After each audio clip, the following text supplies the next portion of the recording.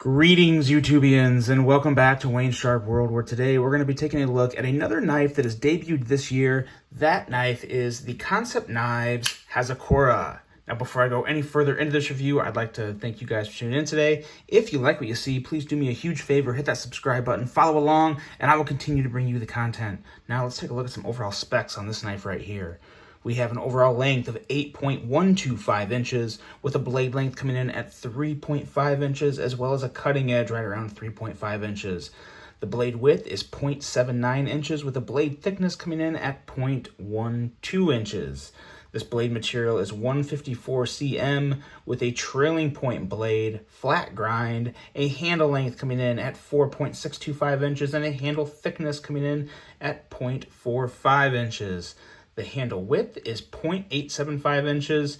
Handle material on this guy is a nice black and white micarta. They do have other variations with G10 as well. The locking mechanism is a liner lock, which, as you can see, decent lockup on this guy. At least on that flip. We'll talk a little more about that when we get to it. User is right hand carry. Yeah, right hand carry, tip up only, weight coming in at 2.95 ounces, a price of $78.40, which is not too crazy, but I have some other issues that factor into the overall acceptance of that price, which we will get to in just a bit. But now let's take a look at some size comparisons. Got some pretty good size comparisons as far as length and whatnot goes for this guy right here. Let's start off with the Benchmade 940. As you can see, as well as the Monterey Bay Knives OG. This is the full-size OG. Now, I want to give a quick shout-out to Monterey Bay Knives and anyone who's a fan of Monterey Bay Knives. They're going to be coming out with another run that they'll be dropping here relatively soon of the OGs as well as the mini OGs in some very nice titanium handles. So if you are a fan of Monterey Bay Knives, I know a lot of people say they're hard to get sometimes. Well, follow them on Instagram and pay attention because a drop is coming of these guys right here, and they are super dope. So, just so you know. But there you go. You have these two right here. It is just slightly, ever so, almost the exact same length as the OG and slightly longer than the 940. I have a few more to take a look at here. Let's throw a Spyderco in the mix. This is the Spyderco Smock. And we also have the Kaiser Genie, still one of the best Kaisers out there you can get, one of my personal favorites. And as you can see, as far as length and width, a really good comparison with the Smock. The Smock is a hair thicker in hand, but as far as overall size, pretty comparable, just obviously radically different blades. And we have one more here, which is kind of a little oddball. A lot of people, you don't see a lot of Microtechs come up in size comparisons, but I thought I'd throw the Ultratech in here for comparison on this one, because you can see it's really close in a lot of ways. So definitely worth comparing. I think I think that'll help relate to a lot of users. So there you go. There's your size comparisons. Now, let's talk about this knife. The blade. The blade. It's a pretty attractive trailing point blade. I do like it. I do like it. It looks even better in person. I don't know if that makes any sense. I'm sure some of you guys are kind of like me, to where a lot of things just look better in person. This is a really prime example of that. Pretty nice edge on it, coming in at around 19 to 20 thousandths on the edge. So pretty decent edge there. Definitely gonna take care of any EDC tasks you have for it. Even with the trailing point shape of the blade, you still have a pretty useful tip, which I like that. They didn't make it, to a real massive trailing point. It's just very subtle, just enough to where the point does rise above the spine of the blade, to where you do have that trailing effect. But it's still, like I said, you can still put in some pretty good work with this tip, as well as the fact that it's not a dainty tip. You can do a little digging with that. Not that you necessarily should, but I know some of us, or most of us, do, so that's always nice to know. Really like the blade length on this guy, primarily due to the design of the blade shape.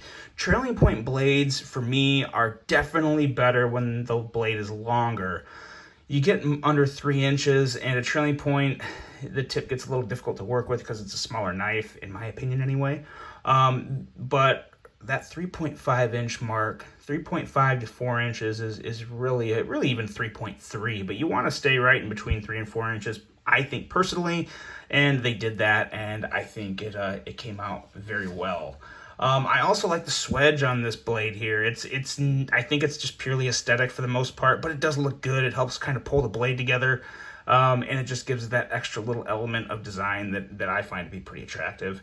I also really do like this jimping on the spine. The jimping is pretty darn good, bites the thumb really well. As far as the flipper tab itself that the jimping leads to, yeah, it needs some work. We're going to talk more about that when we get to the action portion of this knife. Unfortunately, the blade is off-centered pretty badly. It's not touching, but it's pretty darn close to touching. This would also be a good time to mention that this knife was sent to me by a buddy of mine named Jesse. Jesse, thank you a lot for helping with the channel and sending this my way. Jesse had tried, it came out of the box like this. The blade was off-centered. Jesse tried fixing it. He's pretty deep in the knife community. He knows how to work on a knife. He couldn't get the blade centered. I took it apart, cleaned it, lubed it, still couldn't get the blade centered, so that's just kind of what we're left with is a very off-centered blade. And this one does bother me. I don't like a blade being that close to the side. Even if it's not touching, that's a little too close to comfort for me, and it's just kind of annoying and unattractive, I guess, are the two best ways to put it.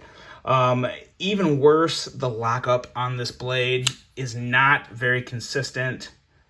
That was actually a decent lockup.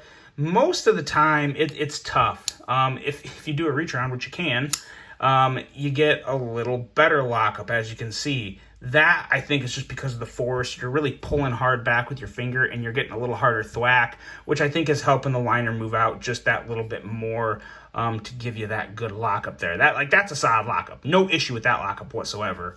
But there has been times to where I open it, and it's actually locking up pretty well now.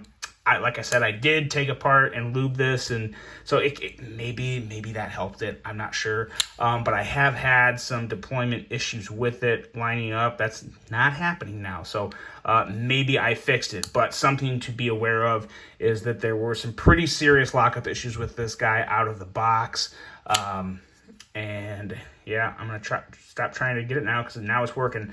But what was happening was the lock was like. It was kind of doing that number to where it was barely touching it. But bottom line, I could take my finger and close the blade. So I don't think that's going to be the case with every one.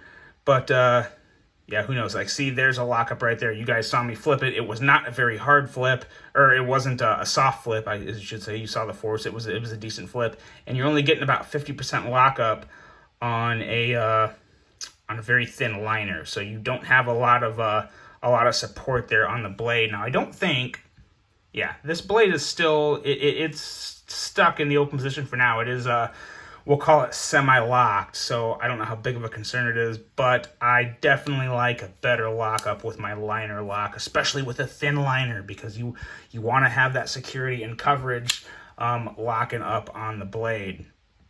But there we go, that's good as well. So, not going to beat a dead horse, but worth mentioning, the lockup was very sketchy out of the box. Going into handle and ergos, the ergos are pretty good on this guy. It's not the best. It's sort of a neutral grip, but I like the combination of width and thickness, so it feels pretty good in my hand. You do feel that clip a lot because they actually made the clip the right way for a front flipper. You guys know how I've been preaching on clips for front flippers. I love the flat top of a milled clip that gives your hand that bit to grab onto right there. And you don't have any bend or dip in there. It's just a very solid grasp. You can hold the knife very easily in hand like that and flip the blade open. So really like what they did with that clip in terms of that. They even kind of angled it back so you could get your middle finger on there real good. So this knife is really, I think they put a lot of thought into this clip. I really like the way they did this clip. And there is no hot spots with it. Like I said, you do feel it since it is raised, but they did a good job of keeping it smooth. So no real huge issues there. I actually like this clip a lot. I would take this clip on some other knives, actually. When it comes to the micarta, it's a pretty good micarta. Black and white has never totally been my thing with micarta. I definitely prefer brown and green micarta. The black micarta to me is just kind of, I don't hate it, but I don't love it. I like the way the white and black kind of mesh together to give you kind of a grainy look on it. And if you zoom in, you can see the actual micarta material, the linen material. So do like that. That's kind of cool. Access to the liner lock is pretty good when it does fully lock up, which it has been doing lately. So maybe it's starting to behave for me. But as far as getting in there, works very, very well. Going into the action, the action is okay. The action's okay. It's not bad. I'm not going to knock it. Where I will knock it, and this is where it's related to the action, is this flipper tab. I will never understand why they did this. It's a very pointy tip. It's not comfortable. Now, it doesn't necessarily hurt your finger. It's not a front flipper I would fidget with a lot. We'll put it that way. When it comes to just deploying the blade one time, it works, and it works well. But front flippers to me are very fidgety. If I carry a front flipper, I find myself deploying it a lot, and I don't know if I'd want to do that with this because it has such a pointy tip there, and you also don't have any of the handle brought back. Prime example is the Kaiser Genie I had in size comparisons. As you can see, the tip on the Genie is not exactly smooth either, but what you have is a lot of the handle back. So I don't have to put my hand, when I'm deploying this blade, I got to put my finger all the way up here to where I'm really pressing on that. With the Genie, I don't have to feel the tip. I'm staying back here and I'm flipping it out, and that does not bother your finger. Not nearly as much, really not at all, because I'm not pressing up against that tip there. Flips right out very easily, very smooth.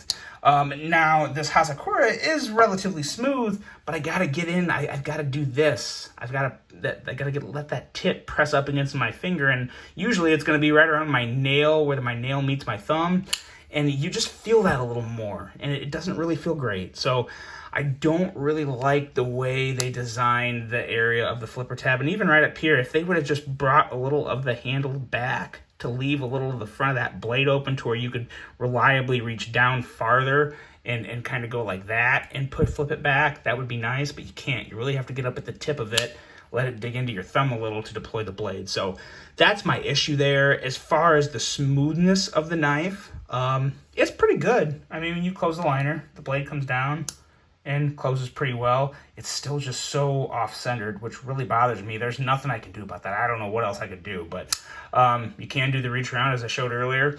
So all in all, the action is okay. By no means is it some of the best action I've seen this year, but it's acceptable, I guess is the best way to put it. I don't dislike it. I just don't love it.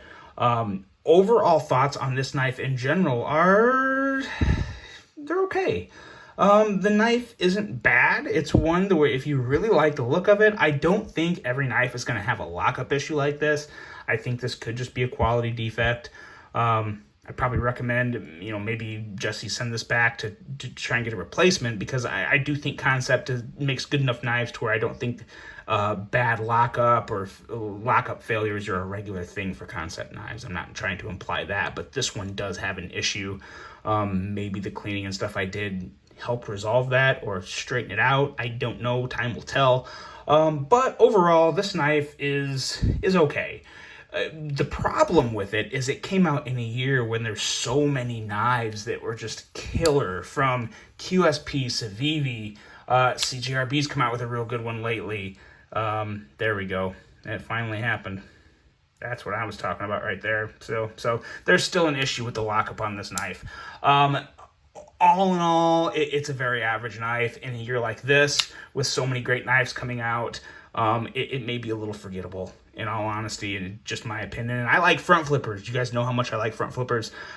This needs a few little refinements in that front flipping area in the handle, in my opinion, to make it a real strong recommendation for me. As is, if if you really like the design, you know, this is an attractive design. Some people may really dig this.